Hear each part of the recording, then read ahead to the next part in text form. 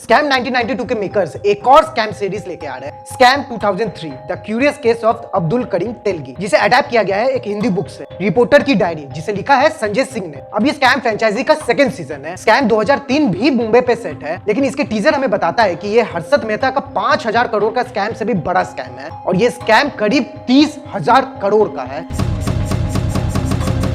3 नहीं 30,000 करोड़।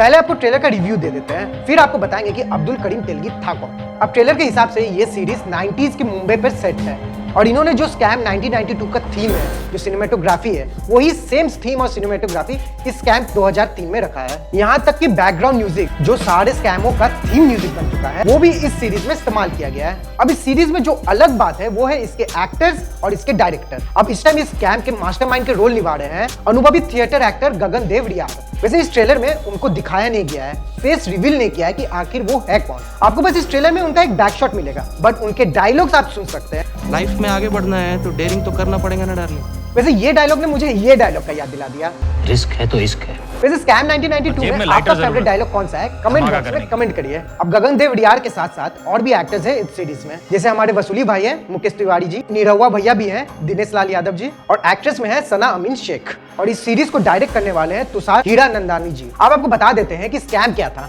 और ये अब्दुल करीम तेलगी है कौन। अब अब्दुल करीम तेलगी कर्नाटका में जन्म लिए थे, और उनका स्टार्टिंग लाइफ काफी नॉर्मल फाइनेंशियल कंडीशन के साथ गुजर रहा था, मगर अब्दुल के पिताजी के डेथ के बाद उसके फैमिली फाइनेंशियल कंडीशन काफी बिगड़ गया था। तो इसके कारण उसके कंधे पर ये बोझ आ गया था अपना फैमिली संभालने का। तो उसने सब्जी बेचना शुरू कर दिया, लेकिन वो अपने पढ़ाई से कॉम्प्रोमाइज नहीं किए, और जो सब्जी बेच के पैसे कमाता था उसी पैसों से उसने अपना पढ़ाई कंप्लीट किया, और उसके बाद उसने ग्रेजुएशन भी कंप्लीट किया बीकॉम डिग्री के साथ। और अब डिग्री मिलने के बाद वो मुंबई गया, और फिर मुंबई से वो दुबई गया काम के सिलसिले में, और फिर 7 साल बाद वो मुंबई वापस आके एक एजेंसी खोला जिसका नाम रखा अरेबियन मेट्रो ट्रेवल्स। अब ये एजेंसी खोलने का मकसद ये था कि वो दुबई में जो वर्कर्स जा रहे हैं उसके लिए डॉक्यूमेंट्स बनाए, मगर वो फेक डॉक्यूमेंट्स बनाने लगा, जैसे फेक पासपोर्ट, फेक वीजा, और बहुत से वर्कर्स को इंडिया से दुबई भेजा उसने, और वो अच्छी कमाई कर रहा था, मगर उसका ये भांडा फूट गया। और फिर 1991 को वो पकड़ा जाता है और उसे जेल भेज दिया जाता है। मगर ये जेल भेजने के बाद उसके लाइफ में एक और ट्विस्ट आया, वो मिलता है राम रतन सोनी से। अब जो राम रतन सोनी है वो स्टैम्प पेपर बेचने का काम करता था कोलकाता में, मगर वो भी कोई दूध का धुला हुआ नहीं था, वो स्टैम्प पेपर बेचने में भी फ्रॉड करता था।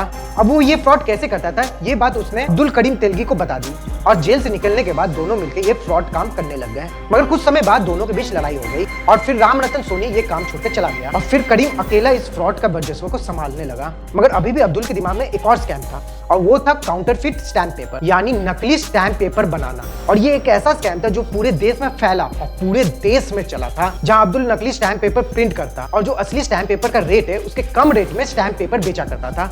और धीरे धीरे करके अब्दुल का ये स्कैम करीब 25 स्टेट तक फैल चुका था इंडिया के। तो उसने ये स्कैम कैसे किया, कौन कौन इन्वॉल्व था, स्कैम पूरा इंडिया में कैसे फैला, और 30,000 करोड़ का स्कैम हो गया, वो भी एक स्टैम्प पेपर से। तो हुआ तो कैसे हुआ, ये सब कुछ दिखाया जाएगा इस सीरीज में।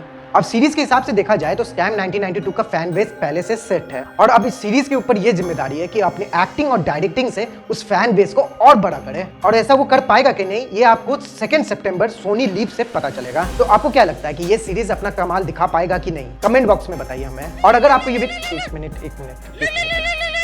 हेलो, अरे यार फिर पकड़ा गया ये एक हर्षद मेहता था यार, 5,000 करोड़ का स्कैम किया था। एक मेरा एडिटर है, 5 रुपए का चॉकलेट प्लस करा जाता है। हाँ यार आते हैं रुको। हाँ तो अगर आपको ये वीडियो पसंद आया तो लाइक कर दीजिएगा, बहुत पसंद आया तो शेयर कर दीजिएगा, और ऐसे ही रिव्यू के लिए चौकस वालों को सब्सक्राइब कर लीजिए। हम आते हैं अपना एडिटर को बचा के। एक तो वो रिया मेरी गर्लफ्रेंड वाला गाना बजा के जाता है चोरी करने, पकड़ाएगा ही।